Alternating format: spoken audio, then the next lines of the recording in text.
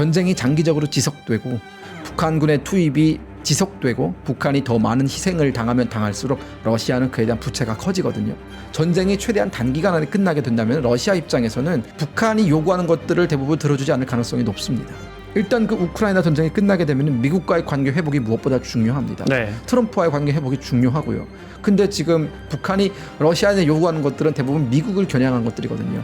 핵잠수함 기술, 대륙간 탄도미사일 기술, 전술핵 탄도 미국을 겨냥한 겁니다. 근데 트럼프 대통령 입장에서는 미국을 위협하는 북한의 미사일을 만드는 것에 러시아가 도움을 준다? 용납을 하지 않을 가능성이 높죠. 그렇다면 푸틴 입장에서는 트럼프의 화를 돋구게 될 저 북한의 요구 조건들을 과연 들어주는 것이 맞는가? 들어주지 말아야 되는 고민이 많을 겁니다. 네. 저는 그것이 가장 큰 변수가 될 거라고 봐요. 심층 인터뷰 시작합니다. 우크라이나에서는 지금도 치열한 전투가 벌어지고 있고요. 러시아군 하루 평균 사상자 수가 1,500명을 넘는다 이런 보도도 있었습니다. 크루츠크에 배치된 북한군 11,000여 명 중에 우크라이나에서 발사한 순항 미사일로 500여 명이 숨졌다는 보도가 있었는데 미국 국방부는 확인해 줄 수 없다 이렇게 밝혔습니다. 김일성 대학을 다닐 때 탈북했고 우리 국가보훈부의 장관 정책보좌관을 역임한 김금혁 전 보좌관 오늘 다시 모셨습니다. 어서 오십시오. 안녕하세요. 나와주셔서 고맙습니다. 그때 너무나 깊이 있는 이야기 전해주셨고 그래서 우리 시청자분들이 꼭 한 번 더 모셔달라고 또 그때 제가 그런 말씀 드렸었잖아요. 북한 정보라는 게 사실은 뭐 잘 확인이 안 돼서 억측도 많고 과장도 많은데 참 절제된 표현 해주셔서 아주 깊이 있는 정보 그래서 아주 많이 배웠습니다. 오늘 또 좀 여쭤보고 싶은 게 많습니다. 크루스크 지역에 있던 북한군 500여 명이 숨졌다. 이 보도는 사실이 아닌 쪽으로 좀 기울고 있는 것 같아요. 이건 혹시 어떻게 보십니까? 일단 그 보도를 이제 전한 매체가 친우크라이나 매체였고요. 우크라이나 내 독립 언론의 그 보도였기 때문에 어디까지나 우크라이나의 입장 혹은 우크라이나에 조금 더 유리한 면에서 보도를 했을 가능성이 있고요. 그리고 또 이제 우크라이나 국방부라든가 여러 가지 우크라이나 이 전투를 관할하는 곳에서 공식적으로 이 사상자 500명에 대해서 아직 공개적으로 확인을 안 해주고 있거든요. 네. 만약 진짜 사상자가 500명 발생을 했다면 엄청난 전과 아니겠습니까? 그렇기 때문에 그것에 대해서 뭐 공개를 주저할 이유는 따로 없다고 보기 때문에 저는 500명까지는 안 된다. 하지만 분명히 지금 그 우크라이나가 그 스톰 섀도우 미사일을 발사를 했고 10발에서 약 12발 정도가 사용된 것으로 보이고요. 그리고 그 영상을 보시면 그 미사일이 거의 건물들이 밀집되어 있는 그 곳만 때리거든요. 네. 그러다 보니까 그 미사일의 타격을 받은 건물들이 이제 무너지는 그런 장면도 나왔었고요. 그러다 보니까 상당히 많은 사상자가 발생을 했을 가능성은 충분히 있고 네. 또 그 지역이 현재 우크라이나가 밝힌 데 따르면 러시아 군과 또 이제 그 북한 군이 그 장교들을 함께 묵는 숙소였고 네. 그리고 또 지하에 있는 그런 지휘소 라는 그 역할도 수행했다고 합니다. 그래요? 네, 그렇기 때문에 상당수의 사상자가 발생했을 가능성은 충분히 있다. 하지만 500명이라는 숫자는 아직 확인된 바 없다라고 정리를 할 수 있을 것 같습니다. 스톰 섀도우 미사일이라는 게 그러니까 크루즈 미사일인 거죠? 네, 그렇습니다. 이게 네. 이제 스톰 섀도우 미사일은 영국과 프랑스가 공동으로 개발한 공대지 미사일입니다. 네. 그러니까 이제 그 항공기에서 발사되는 전투기에서 미사일이고요. 발사. 예, 전투기에서 발사되는 미사일이고 그 프랑스는 이걸 스칼프라고 부르고요. 네. 예, 그리고 이제 영국은 스톰 섀도우라고 부르는데 똑같은 미사일입니다.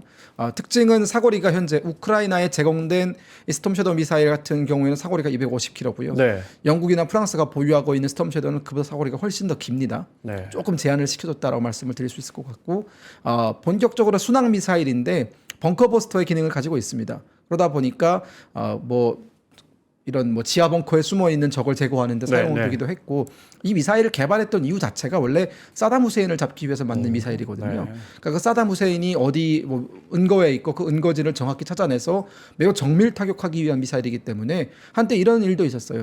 이 스톰 섀도우를 시험 발사할 때 2발을 발사했는데 첫 번째 그러니까 첫 번째 미사일이 뚫고 들어간 그 구멍으로 두 번째 미사일도 들어갈 정도로 매우 높은 정밀도를 자랑한다. 그런 미사일을 우크라이나가 이번에 12발이나 발사를 했고 우크라이나가 미리 사전에 파악한 정보가 있거든요. 이 북한군이 대충 어디에 위치해 있고 러시아군 지휘소가 어디에 있다라는 걸 대충 알고 있었기 때문에 그 지역에 정밀 타격한 것이다라고 보는 게 맞습니다.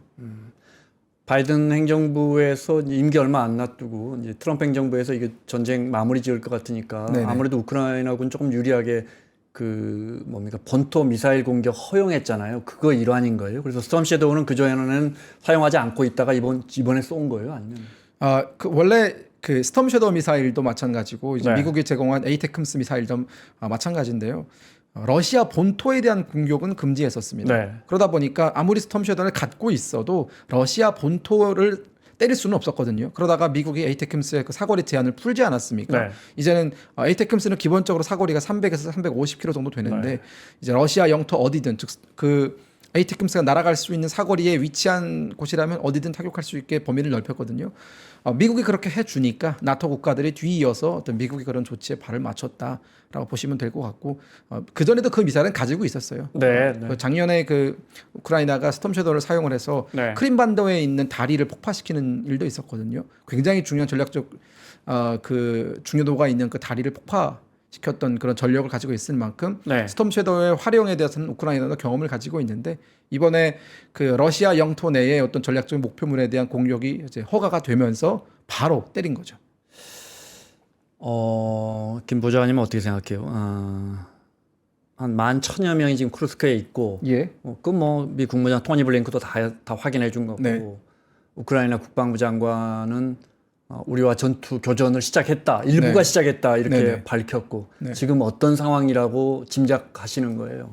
현재 쿠르스크 일대에서 가장 격렬한 전투가 벌어지고 네, 있고요. 네. 또 쿠르스크뿐만이 아니라 하루키우주라든가 뭐 도네츠크의 어떤 포크로프스크 방면에서도 지금 매우 치열한 전투가 벌어지고 있습니다.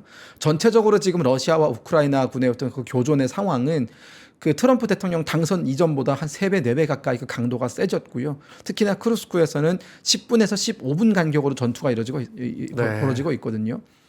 현재 우크라이나가 물론 공식적으로 인정을 한 건 아니지만 우크라이나 군 수뇌부의 그 보도에 따르면 수뇌부로부터 흘러나온 정보를 토대로 한 보도에 따르면 우크라이나가 쿠르스크를 이제 한 서울시의 한 1.5배 정도의 면적을 먹었었거든요.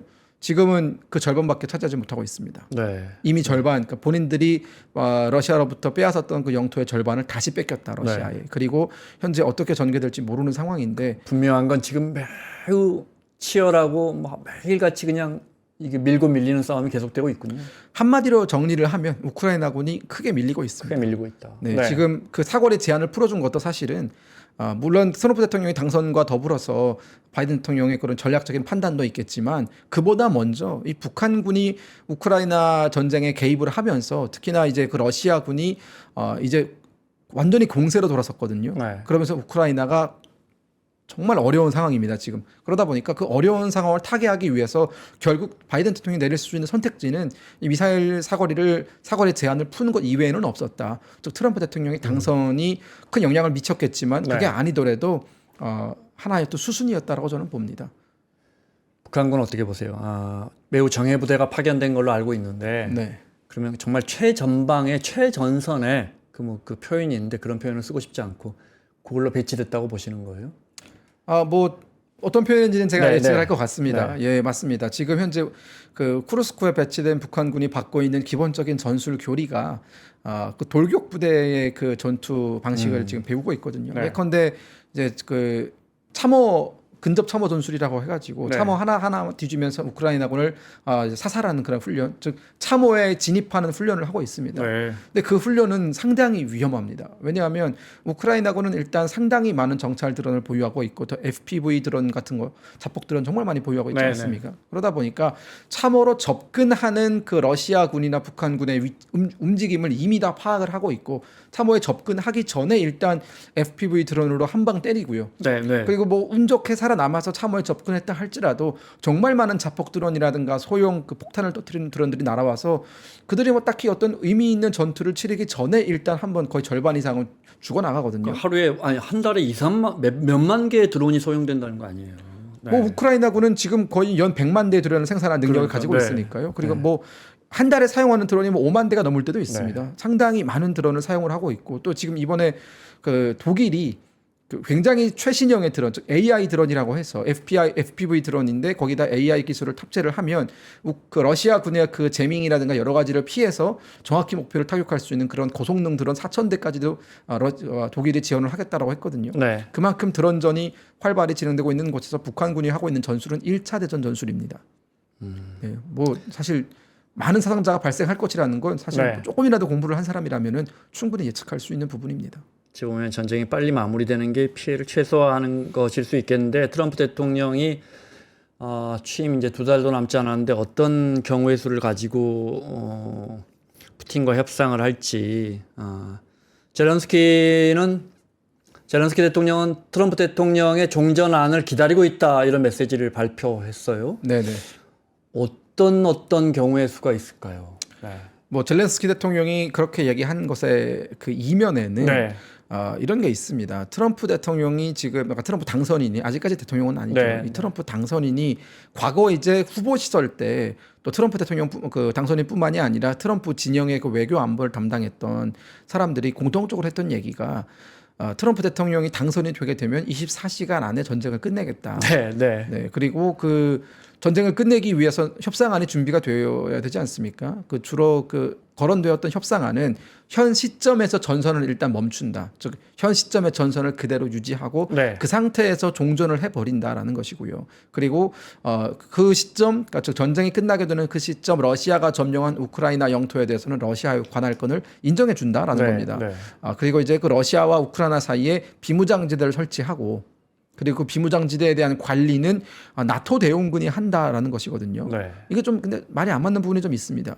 또 나토 대용군이 그 관리는 하는데 러시아는 우크라이나의 절대 인정 못할 것 같은데요. 뭐 그렇죠. 네. 그 우크라이나의 나토 가입은 또 안 된다. 네. 그것도 한 20-30년 뒤로 미룬다. 뭐 이런 조건들이 있거든요. 그리고 마지막으로는 우크라이나의 그 뭐 전후 이제 그 경제 발전이라든가 여러 가지 인프라를 다시 만들어야 되는 부분에 있어서는 미국의 지원을 해주겠다. 네. 그러니까 뭐 러시아한테도 당근을 주고 우크라이나한테도 일정 부분 당근을 주고 뭐 이런 전략인데 네. 어떻게 보면은 저는 그 협상안을 보면서 물론 구체적인 디테일은 향후 협상이 진행되면서 나오겠지만 네.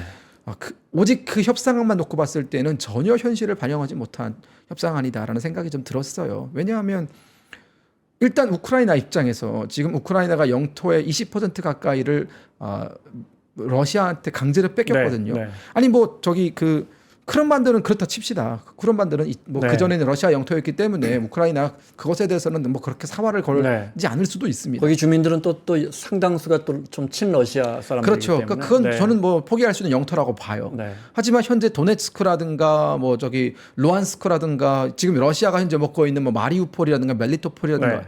이런 것은 전통적으로 우크라이나의 영토였거든요. 근데 그것에 대해서 러시아가 지금 강제로 점령을 했고 무력으로 그리고 그 관할권을 가져가겠다. 그리고 그 가져가는 그 과정에서도 상당히 불법적인 투표를 통해서 주민들을 강제 투표장에 내몰아서 전혀 법리적으로 이제 성립이 안 되는 그런 상황에서 네. 지금 강제 합병했단 말이죠. 근데 그걸 어떻게 인정을 해준다라는 것이냐. 그러니까 우크라이나 입장에서는 특히나 젤렌스키 대통령 입장에서는 전혀 받아들이기가 어려운 정도는 아니고요. 네. 근데 뭐 그것에 대해서 최근에 우크라이나 국민들의 절반 이상이 영토를 내줄 수 있다라고 얘기는 한다고 합니다. 그러니까 전쟁의 피해가 너무 크다 보니까 일단은 좀 전쟁을 끝내는 데 집중을 해야 되지 않겠냐라는 여론도 있다고 해요.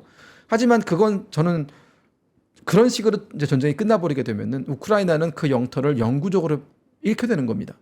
두 번째는 우크라이나가 만약 그 영토를 빼앗겼다라고 한다면 결국은 엄청나게 아픈 부분을 내주었지만 나토 가입이라는 그런 여러 가지 또 영구적인 안전보장 대책을 통해서 네. 하나라도 더 이제 뭔가 본인들의 안전을 지킬 수 있는 수단이 생겨야 되는데 또 나토 가입도 안 된다고 해요. 네.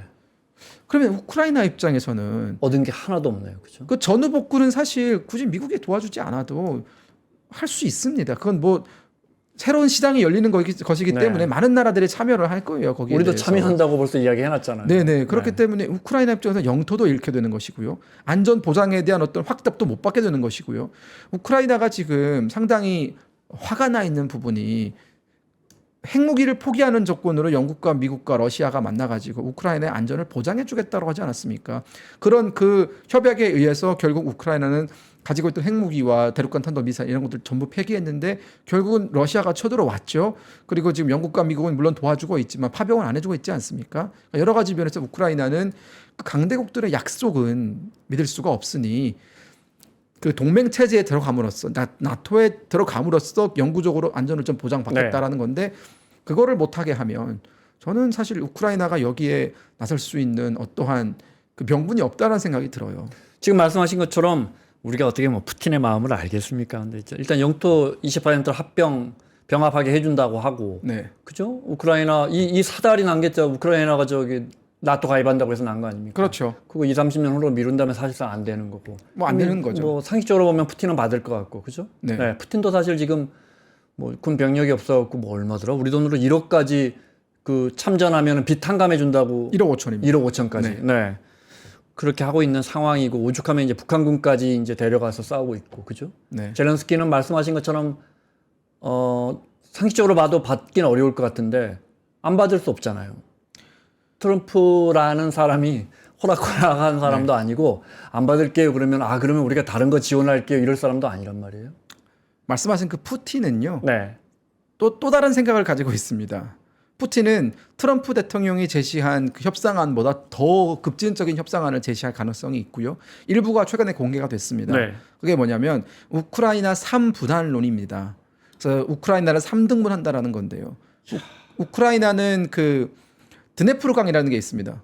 그 이제 우크라이나 약간의 그 동쪽 지대를 네. 흐르고 있는 강이죠. 드네프르강 맨 위로 올라가면 거기 키이우도 있습니다. 상당히 중요한 강이고 이제 동유럽의 젖줄기라고 불리는 엄청나게 긴 강입니다. 드네프르강이.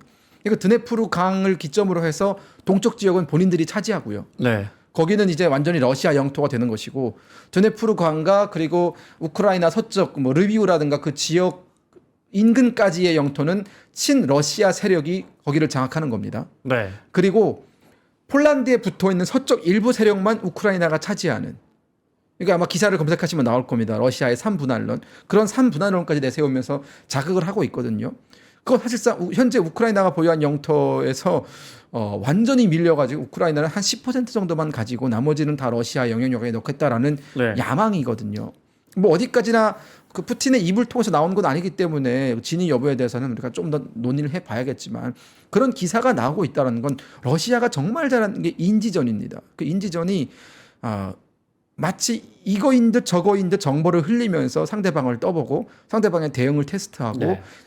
그 다음에 모든 대응을 테스트한 다음에 러시아의 대응책을 꺼내는 즉 이 정보전을 정말 잘하고 있고 사보타주 이런 거 정말 잘하거든요. 근데 이 3분할론은 결국은 트럼프한테 나는 당신이 내세우는 것보다 훨씬 더 많은 우크라이나 영토가 필요하다라는 걸 지금 어필하고 있는 것이기 때문에 트럼프 당선인이 내세우고 있는 그 협상안 그의 생각처럼 24시간 안에 끝난다는 거 그건 어렵습니다. 어렵겠죠. 어떻게 하루 만에 그럼 1월 20일, 1월 21일 날 이 전쟁이 끝난다는 건데 뭐 그냥 저 선거 유세 과정의 립 서비스인 것 같고 하지만 오늘 나온 거 보면 멕시코하고 캐나다 25%씩 관세 때린다고 그 전에 그런 말 한 적도 없었거든요. 네. 뭐 25%라니요. 예전에 저 보면 뭐 2.5% 관세 미국이 올려도 난리가 나는데 하여튼 굉장히 자신이 이야기했던 부분에 대해서 서두르고 강력하게 실행 의지를 보일 것 같아요. 그런 면에서 우크라이나 전쟁 끝내겠다는 건 굉장히 중요한 공약 중에 하나란 말이죠. 그러니까 네.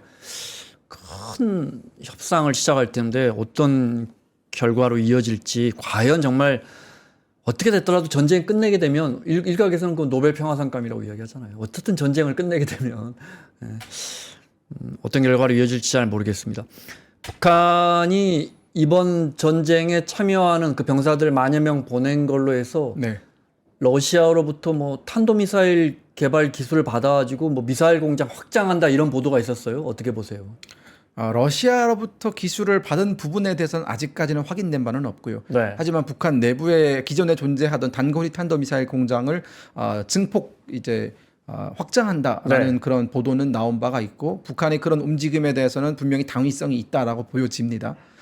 왜냐하면 지금 한 얼마 안 됐죠. 한 몇 개월 전에 김정은이 약 그 단거리 전술 지대지 미사일 발사 차량 250대를 공개하면서 이것이 이제 북한이 가지고 있는 자위적 국방력의 핵심이다라고 공개를 한 적이 네. 있거든요. 네. 물론 그 미사일은 남한을 겨냥하고 있는 미사일이다라고 공개를 했지만 많은 전문가들은 그 사진을 보면서 저거 러시아 보고 사라는 소리다라는 거였거든요. 그 250대 전술 그 지대지 미사일은 사실 공개할 이유가 없습니다. 왜냐하면 공개하게 되면 우리 입장에서는 아 북한이 저런 걸 가졌구나 그렇죠. 네. 라고 해가지고 그것도 우리 목표 타격 목표에 넣기 네. 때문에 북한 입장에서는 본인들이 은밀하게 사용할 수 있는 그 미사일을 공개한 셈이 되지 않습니까? 어리석은 짓이죠. 그렇기 때문에 북한은 철저히 고객의 니즈에 맞춰서 우리가 이런 것도 가지고 있다라는 것이거든요. 또 그리고 최근에 북한이 그 국방 전시회라는 걸 했어요. 국방 전시 뭐 2024 뭐 이런 걸 했습니다. 그래서 북한이 가지고 있는 모든 무기들을 다 꺼내놨어요.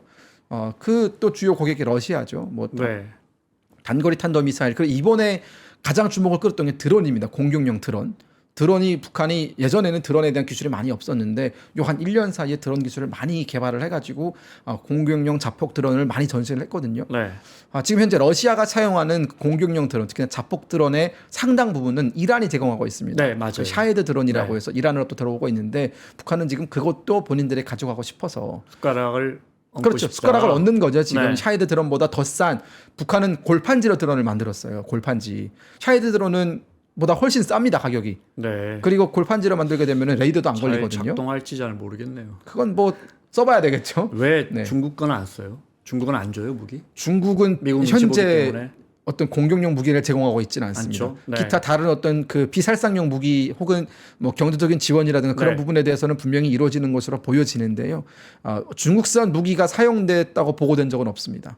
네, 그 중국은 사실 중국의 우회적인 생각은 지원만. 예, 중국이 대국 아닙니까? 네. 러시아보다 더 큰 대국이란 말이죠. 네. 그렇기 때문에 중국이 뭔가 지원을 해주는 건 좀 모양 빠지죠. 중국 입장에서는. 귀에 쏙 들어옵니다.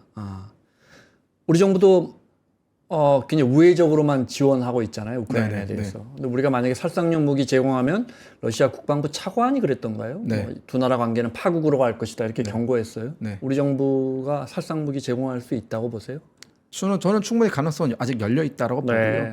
우리가 살상 무기를 제공하고 말고의 여부는 사실 우리한테 달려 있는 게 아니라 러시아한테 달려 있는 겁니다. 더 쉽게 말씀드리면 러시아와 북한 사이에 그 지금 굉장히 그 밀월 관계, 그 군사적 협력 관계가 네. 우리 정부가 설정한 선을 넘어버리는 순간, 뭐 그 선이라는 건 굉장히 명확합니다. 우리가 우려하고 있는 북한의 어떤 그 탄거리 미사일 능력을 대폭 강화시켜주는 미사일 기술의 전수라든가 아니면 이제 뭐 더 나아가서 핵 기술이라든가 네. 혹은 핵잠수함 기술이라든가 대륙간 탄도미사일의 대기권 재진입 기술이라든가 혹은 막대한 양의 어떤 그 군사적 지원이라든가 등등에 대해서 우리 정부가 그 어느 레드라인을 러시아가 넘어버리게 되면은 우리는 주저할 이유가 없는 것이죠. 그리고 지금 러시아의 국방부 차관이 그런 언행을 하는 것은 상당히 무도한 겁니다.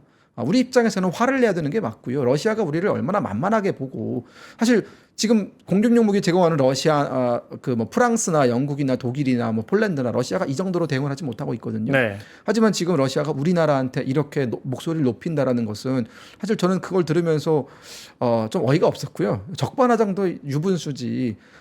지금 러시아가 이런 논리 아닙니까? 뭐 북한이 그 한국이 우크라이나한테 공격용 무기를 제공하는 것은 한국의 안보를 저해시킨다라는 건 아닙니까? 네. 근데 우리 안보를 저해시킨 건 러시아가 먼저 했거든요.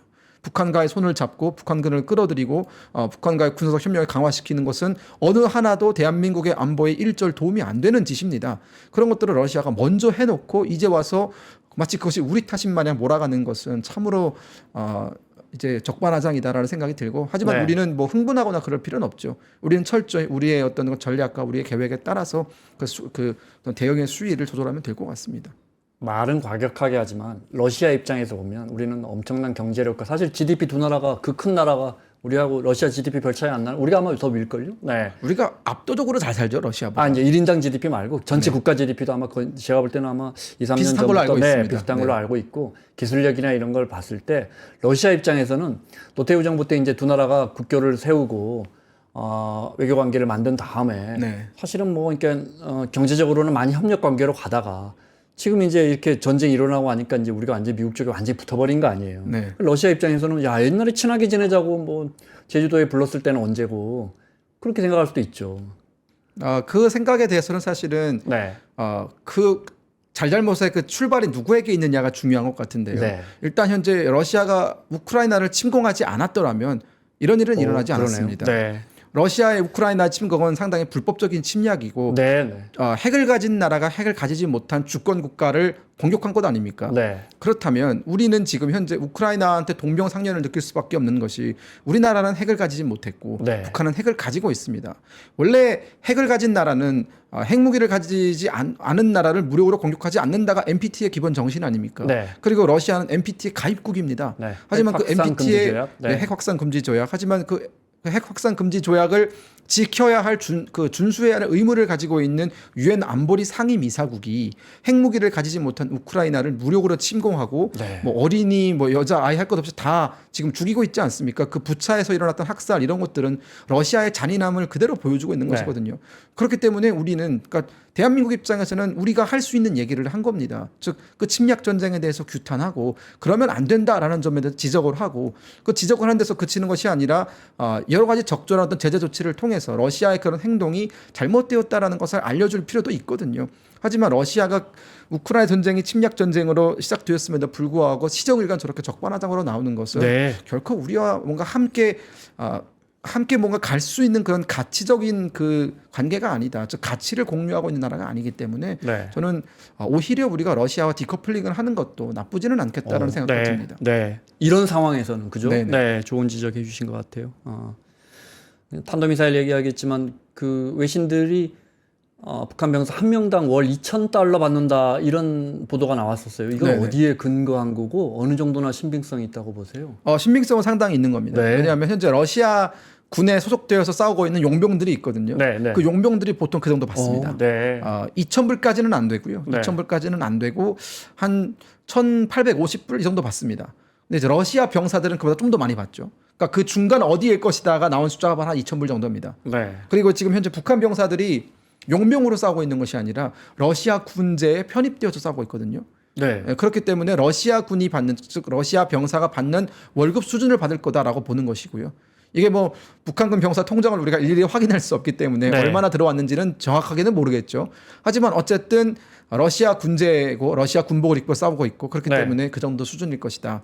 용병보다는 많고 러시아 병사보다는 적을 것이다라는 것이 기본적인 기준이고요. 네. 하지만 좀 중요한 것은 그렇다면 그걸 뭐 북한 병사들이 받는 거냐? 그건 아니죠. 그러겠죠. 네, 그 중에 얼마나 받을지 정말 뭐. 10%도 못 받습니다. 네. 네, 지금 현재 그 국정원이라든가 우리 정보기관이 알아낸 여러 가지 정보를 다 취합해서 설명을 드린다면 북한은 현재 그 파병 사실에 대해서도 여전히 북한 주민들에게 네. 숨기고 있고요. 지금 전사자가 발생하고 있거든요.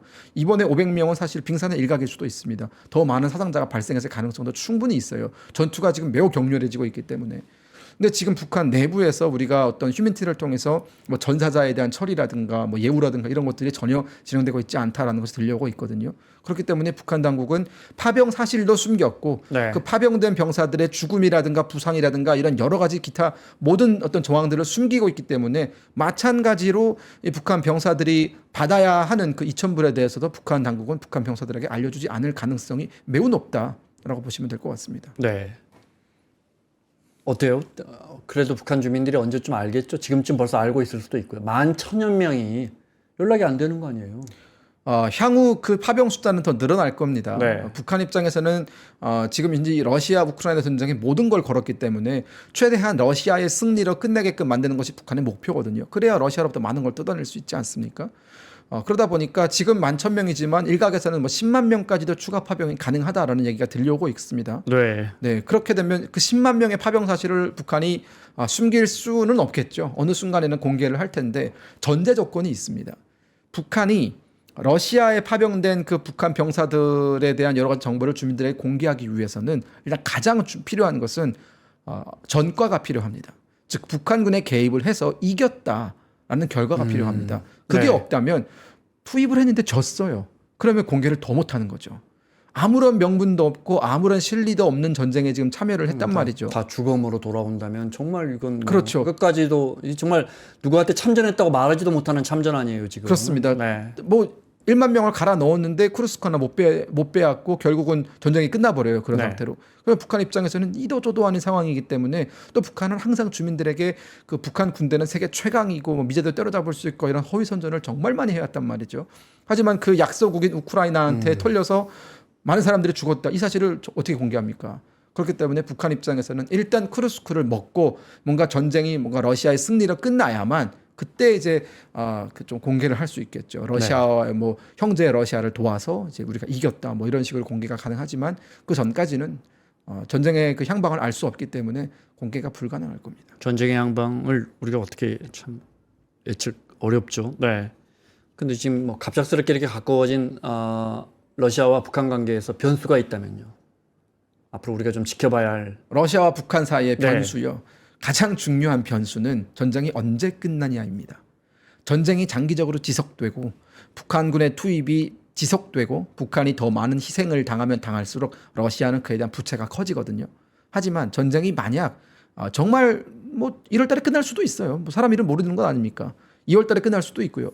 전쟁이 최대한 단기간 안에 끝나게 된다면 러시아 입장에서는 북한이 요구하는 것들을 대부분 들어주지 않을 가능성이 높습니다. 왜냐하면 러시아는 현재 일단 그 우크라이나 전쟁이 끝나게 되면 미국과의 관계 회복이 무엇보다 중요합니다. 네. 트럼프와의 관계 회복이 중요하고요. 근데 지금 러시아가 북한에게 약속한 것들은 뭡니까? 약속했다기보다는 북한이 러시아에 요구하는 것들은 대부분 미국을 겨냥한 것들이거든요. 핵잠수함 기술 이것도 미국을 겨냥한 겁니다. 대륙간 탄도 미사일 기술 미국을 겨냥한 겁니다. 뭐 전술핵 탄도 미국을 겨냥한 겁니다. 대부분의 경우 다 미국을 겨냥한 북한의 억지력을 키우기 위한 수단이거든요. 근데 트럼프 대통령 입장에서는 미국을 위협하는 북한의 미사일을 만드는 것에 러시아가 도움을 준다? 그러면 그걸 용납을 하지 않을 가능성이 높죠. 그렇다면 푸틴 입장에서는 트럼프의 화를 돋구게 될 저 북한의 요구 조건들을 과연 들어주는 것이 맞는가? 들어주지 말아야 되는가? 고민이 많을 겁니다. 네. 궁극적으로는 들어주지 않는 쪽으로, 즉 트럼프의 손을 잡는 쪽으로 가지 미쳤다고 북한 손을 잡겠습니까? 그 와중에. 저는 그것이 가장 큰 변수가 될 거라고 봐요. 그 시나리오대로 한다면 김정은 위원장은 완전히 그냥 속된 말로 낙동강 오리알을 되는. 사실 더 솔직히 말씀드리면 그렇게 될 가능성이 지금은 60% 이상입니다.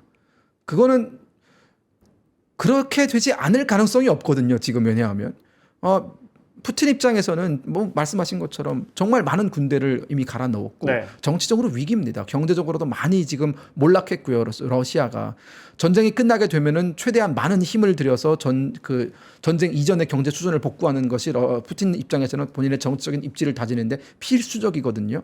그러기 위해서는 미국과의 그 관계 다시 회복은 네. 이건 뭐 사실 삼척도자도 다 아는 내용입니다.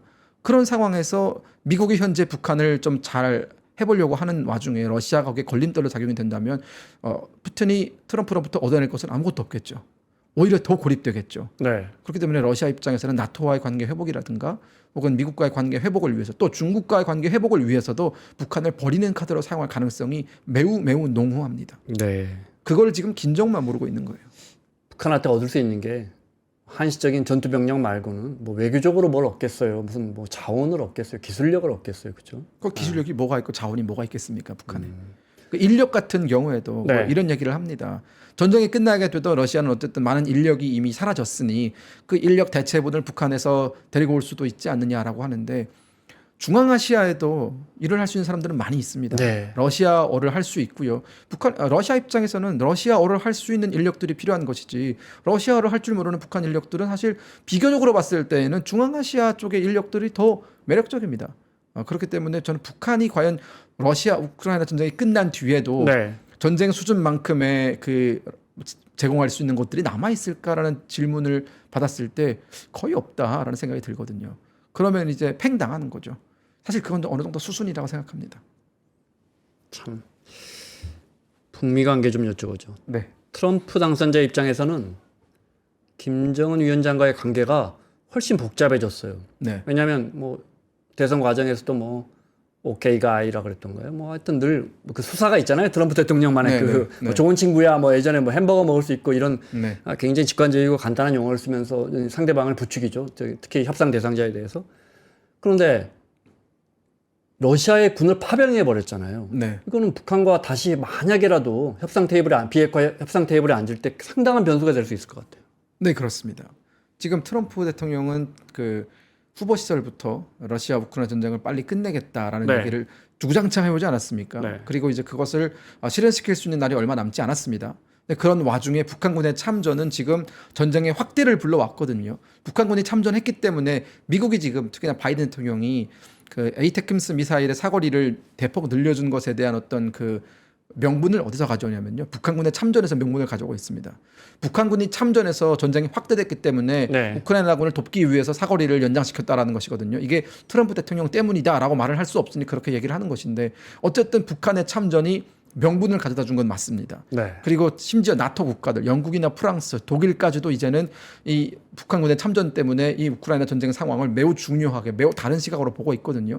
일각에서는요, 나토 국가, 특히나 영국의 전 총리, 보리스 총리라든가 이런 사람들은 만약 미국이 트럼프 대통령이 당선이 되어서 우크라이나 군에 대한 지원을 철회한다면 영국이 그때는 2배, 3배로 지원을 해야 된다라고 네. 얘기할 정도로 지금 매우 진심입니다. 이 전쟁 승리에. 네.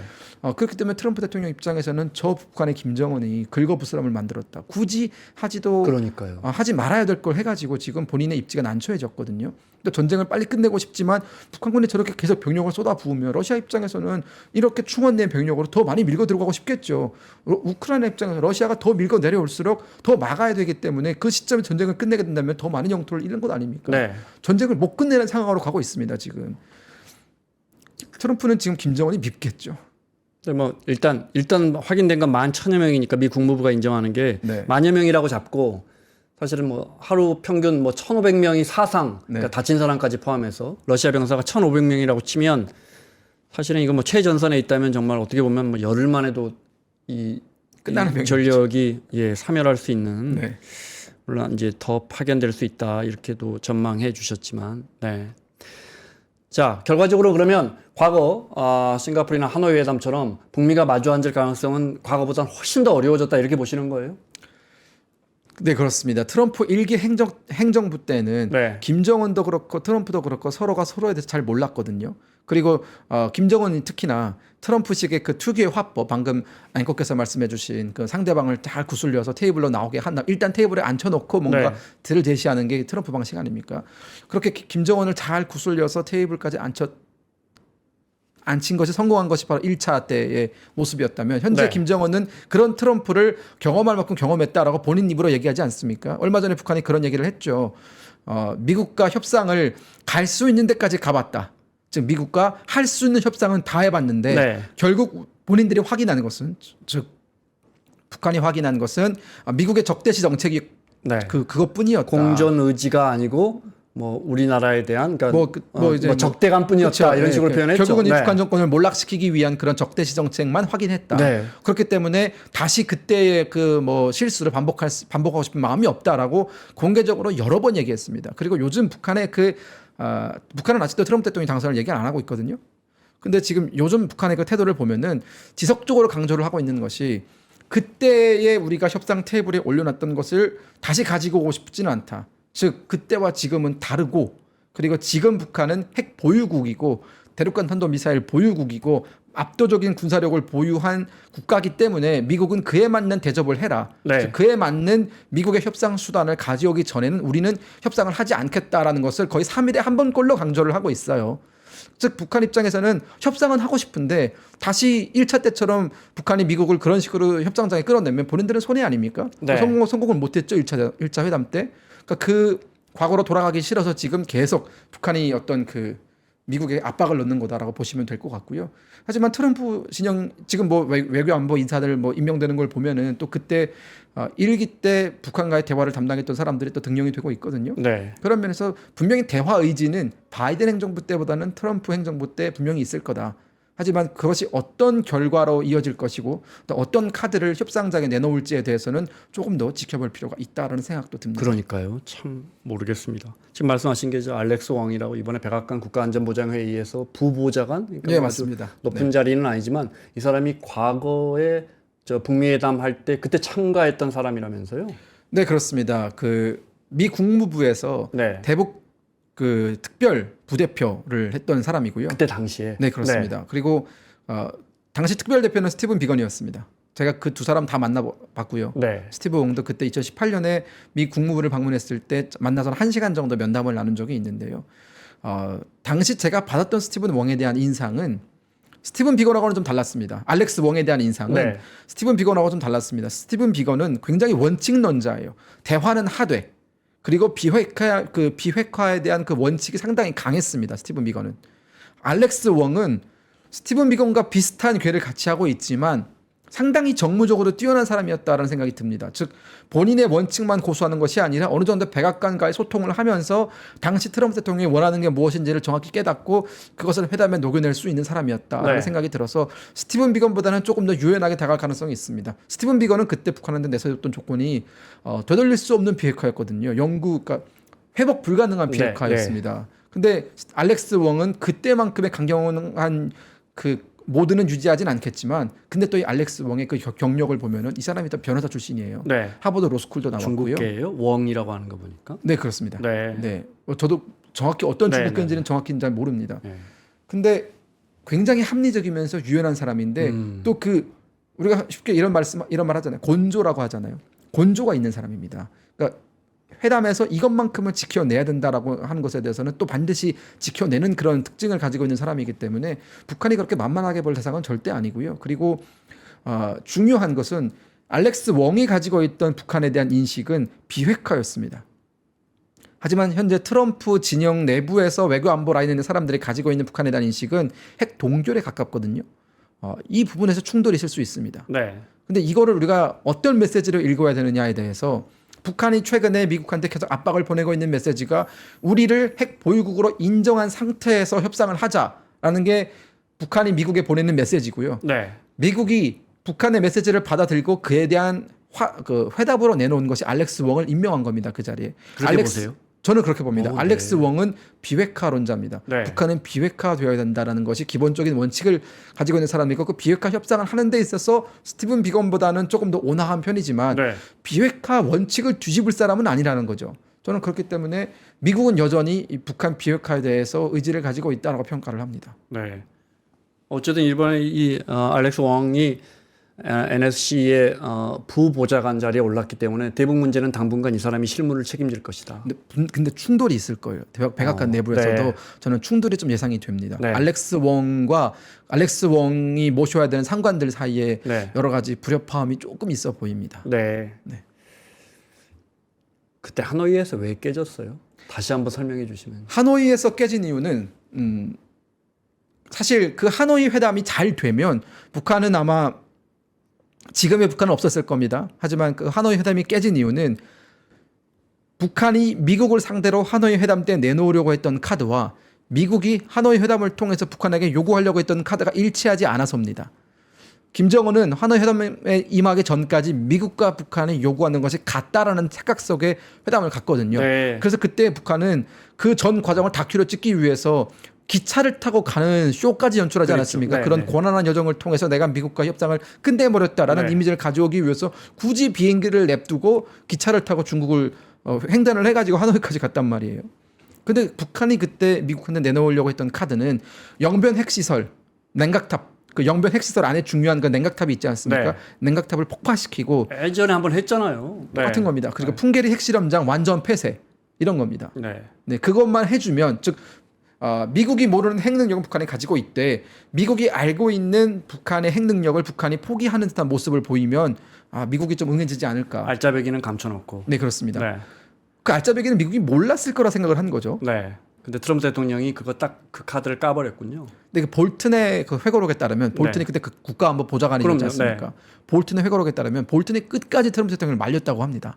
볼튼이 그 하노이 회담에 들어가기 전에 네. 이 영변 핵시설이 있다. 그 강선 핵시설이 있다. 네. 이번에 북한이 공개한 그 우라늄 농축 시설이 있다. 그 끝까지 모른 척해라. 네. 이걸 회담에 꺼내라. 이걸 하노이 회담에서 북한에게 카드로 꺼내라. 이거였습니다. 네. 이 강선의 핵시설까지도 이제 미국이 좀 들여다봐야겠다라고 요구를 해서 북한이 그걸 들어주면 네. 북한은 비핵화에 대한 의지가 있는 것이고 북한이 만약 그것을 끝까지 모르쇠로 하면 북한은 비핵화에 대한 의지가 없는 것이다. 만약 북한이 그걸 모르쇠로 한다면 회담을 깨라. 네. 라고 볼튼이 끝까지 조언을 했다고 해요. 그대로 되는 거네요. 트럼프 대통령은 이제 그 회담 자리에서 지도를 가리키면서 이 지역에 있는 강선 지역에 있는 우라늄 농축설이 있다는 걸 내가 알고 있다. 이것도 우리가 좀 들여다봐야겠다라고 했더니 김정은이 회담을 깬 거죠. 거기서. 그렇게 된 겁니다. 근데 지금 이제 백악관 안에서 국무부 안에서도 네. 비핵화 기존의 비핵화를 주장하는 라인이 있고 알렉스 웡처럼 네. 또는 이제 동결 뭐 또는 군축 정도 되겠죠. 네, 네.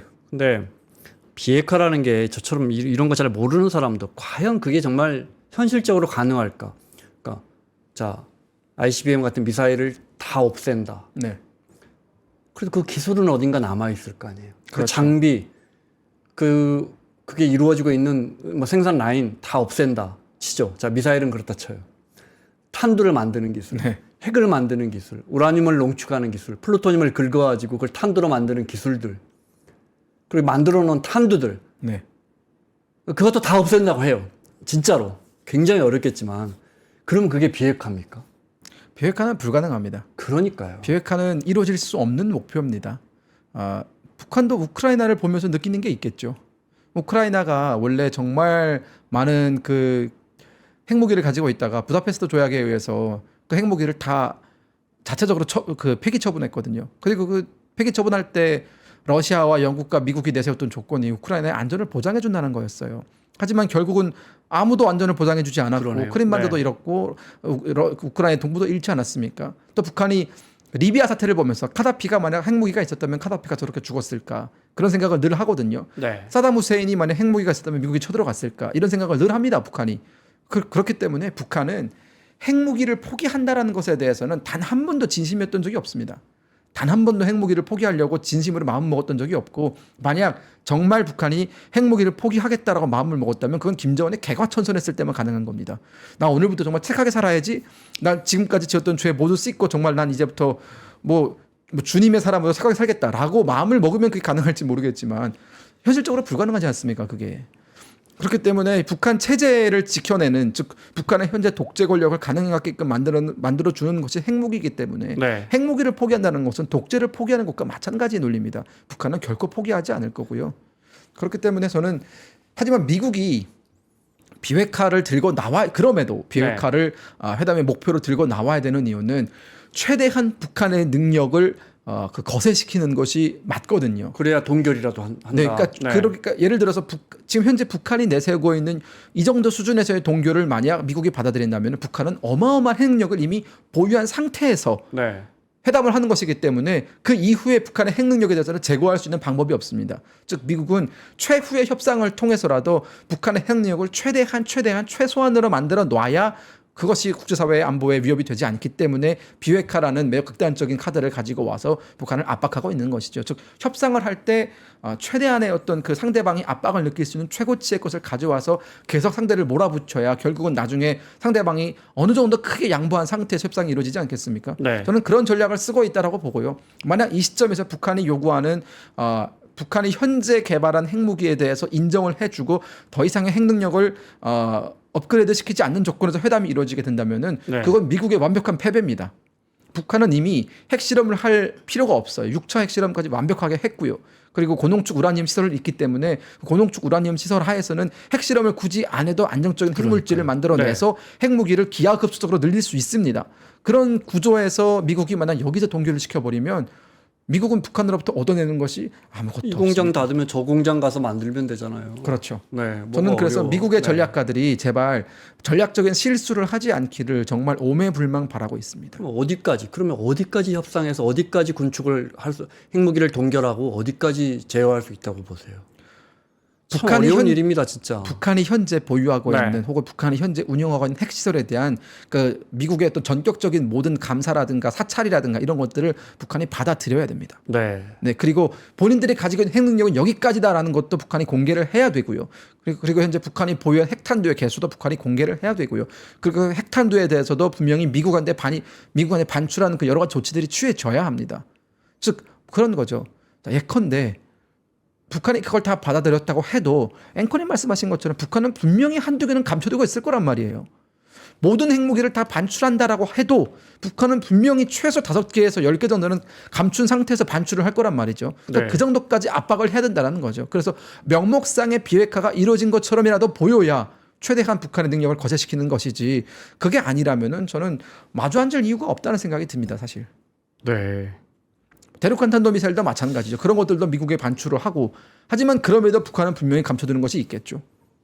제가 자꾸 어려운 질문만 드립니다. 이게 쉽다면은 육자회담 그렇게 많이 하고 북미회담 그렇게 했는데 이렇게 지금까지 이렇게 더 어려워졌겠습니까, 그죠? 근데 이제 보좌관님 말씀처럼 네네. 정말 그렇게 따져 보면 논리적으로 보면 진짜 안전하 많아요. 이게 되겠나 싶어요, 그죠? 네. 김정은 저렇게 나오면 그죠? 그렇다고 보면 가만 놔둬요. 제 솔직한 심정을 말씀드릴까요? 어떻게 해야 돼요? 네. 저는 사실 북한의 문제를 해결하는 것은 우리가 북핵 이슈라고 하잖아요. 북핵 이슈는 안보적인 이슈로 귀결이 돼서 우리가 안보의 한정에서 발생하는 이슈로 국제사회가 받아들이는데 네. 북핵 이슈가 발생하는 그 근본적인 이유는 북한이라는 그 체제가 독재 국가이고 정상적이지 않은 국가이기 때문에 발생하는 문제거든요. 물론이죠. 네. 만약 북한이 정상 국가였다면, 북한이 자유민주주의 체제를 유지하는 정상 국가였다면 핵무기를 개발할 이유도 없었을 것이고 그 핵무기를 가지고 남한이나 국제사회를 위협할 이유도 없습니다. 즉 현재 발생하고 있는 북한과 관련된 모든 인도주의적인 위기든 그게 인권 문제가 됐든 네. 안보적인 문제가 됐든 모든 문제의 근원은 북한의 김씨 일가가 독재 권력을 유지하고 있기 때문에 발생하는 문제거든요.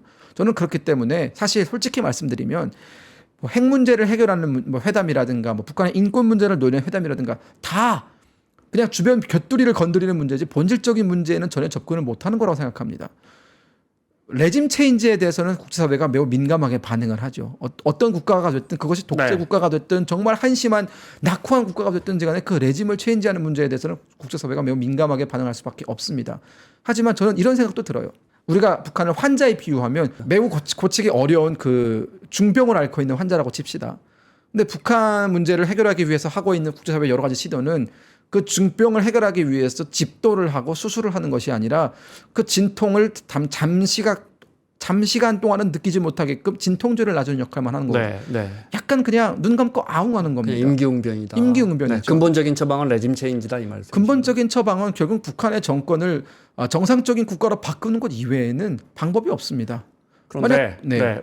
우리 국민들 다 그걸 바라겠죠. 네. 그런데 심지어 시리아나 정말 저쪽에 그런 나라들조차도 정권 하나가 바뀌려면 아프가니스탄이나 서구 열강들이 정말 다 개인의 네. 자국의 이익을 위해서 하면서 얼마나 그 지난한 분쟁이 일어납니까? 그런데 그렇죠. 시리아도 내전이 지금 10수년째 이루어지고 있죠. 그런데 중국, 한국, 일본 가운데 있는 북한의 정권을 바꾸면 이게 참 미국 입장에서는 그걸 못해서 안 했겠습니까? 지금까지 그죠? 저는 다양한 시나리오가 존재할 거라고 보는데 네. 외부의 어떤 군사적인 타격에 의해서 북한 정권이 무너지는 것은 그것 자체로 재앙일 겁니다. 그렇다면은 상당히 많은 국가들이 반발을 할 테고 특히나 네, 중국이라든가 러시아는 그걸 가만히 있지 않겠죠. 저는 그 시나리오는 사실상 가능성이 별로 없는 옛날에는 외과 수술제 타격이니 이런 여러 가지 방법들이 존재하지 않았습니까? 북폭이니 뭐니 저는 그것은 현실성이 떨어지는 방법이라는 생각이 들고요. 네. 북한 내부에서 북한 주민 스스로에 의해서 정권이 교체되는 그림이 가장 이상적이다. 그리고 그것이 가장 현실적이다라는 생각도 듭니다. 제가 5년 전까지만 하더라도 그런 어떤 가능성은 별로 보이지 않았거든요. 북한 네. 내부에서의 네. 어떤 변화에 의해서 북한 정권이 자체적으로 변화가 되는. 하지만 최근 들어서 김정은이 보이고 있는 여러 가지 정책적인 실패의 연속이라든가 여러 가지 내리고 있는 어떤 그 외교적인 노선에서의 그 방향성들이 상당히 잘못된 방향으로 가고 있고 그것이 또 잘못된 방향으로 가면 갈수록 북한 내부에 미치는 충격이 지금 상당히 크거든요. 또 가장 대표적으로 지금 북한의 위기는 외부에서 만들고 있는 것이 아니라 북한 내부에서 스스로 자생돼서 나오고 있는 것들이 위기입니다. 김주의 후계자를 우리가 하라고 시켰습니까? 아니죠. 네, 김정은 네. 스스로 만들고 있는 그 통치 시스템의 위기거든요. 김주의 후계자론에 대해서 북한의 엘리트들이 매우 그것에 대해서 마땅치 않게 생각을 하고 있고요. 그리고 지금 북한이 경제적으로 상당히 어려운데 그 경제적인 어려움을 가중시키고 있는 것이 바로 김정은이 내리고 있는 여러 가지 정책적인 결정 때문에 그렇습니다. 시장을 통제한다든가 가격을 통제한다든가 갑자기 환율을 높여버린다든가 등등의 어떤 여러 가지 경제적인 정책이 김정은의 즉흥적인 결정에 의해서 나오고 있는데 그런 것들이 지금 북한 사회에 계속 충격을 주고 있거든요. 네. 그러니까 이런 데미지가 쌓이다 보면은 저는 분명히 임계점이 올 거라고 보고요. 가장 결정적으로 이 북중 관계의 파탄이 지금 현재 북한 엘리트들을 매우 힘들게 하고 있다. 북중 관계가 파탄되고 북러 관계가 더 지속될수록 사실상 중국과의 관계에 있어서 상당히 많은 본인들의 어떤 그 이익 관계를 가져가고 있던 북한의 엘리트들이 김정은에 대해서 상당히 불만을 많이 표출하고 있거든요. 네, 네. 그런 여러 가지 점들이 하나로 모였을 때 임계점이 폭발할 수 있고 가능성이 있다. 네, 북한 내부에서 우리가 굳이 뭘 하지 않아도 네. 그들 스스로 무너질 가능성은 있다라고 봅니다. 네. 그런 뭐 작은 조짐이라도 좀 혹시 뭐 파악하고 계신 게 있어요? 그런 어떤 뭐 2022년인가요? 북한이 공개한 그 내부 자료에 따르면 네. 북한 내부에서 한 중학교 물리교사가 자유민주주의를 이념으로 하는 정당 만들었다가 적발된 적도 있었고요. 네. 그리고 작년에 11월부터 시작해서 약 올해 1월까지 동북 삼성 특히나 그 연변지구에 나가 있는 북한 외화벌이 노동자들이 네. 약 5천 명 정도가 집단 폭동을 일으킨 적이 있습니다. 이 다 사실로 확인된 내용들이고요. 그들의 폭동을 일으킨 이유는 북한 당국이 약속했던 임금을 제대로 지불하지 않아서 폭동을 일으켰거든요. 이런 것들은 과거에는 네. 상상도 할 수 없는 일이었습니다. 5천 명이 소요를 일으킨다? 사실 그거는 정말 상상 밖의 일이죠. 하지만 그런 것들이 이제는 북한에서 공공연하게 토존하고 있고 특히나 젊은 세대, 90년대 이후에 태어난 세대들은 본질적으로 그전 세대와 다릅니다.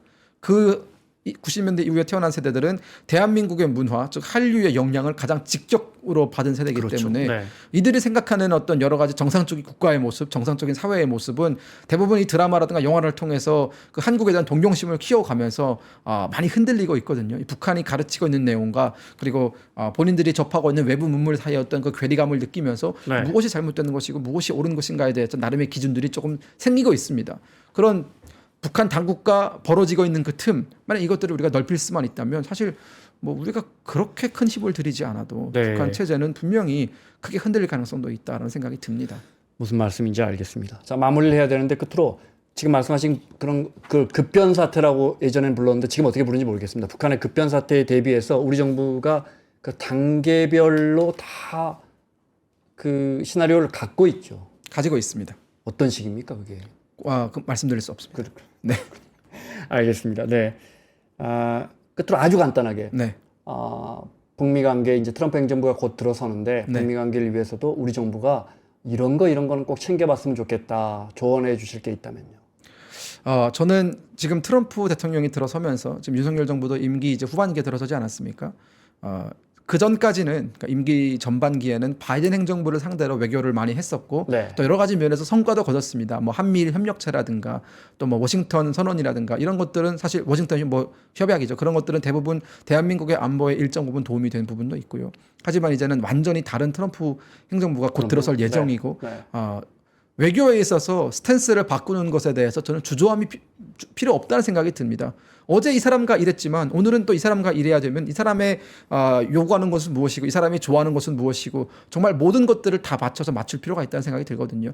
그것이 뭐 부끄러운 것도 아니고 자존심 상한 일도 아니고 대한민국의 국익을 지켜내기 위해서는 저는 스탠스를 빠르게 전환하는 것에서만큼은 주저함이 필요 없다라는 말씀을 드리겠고요.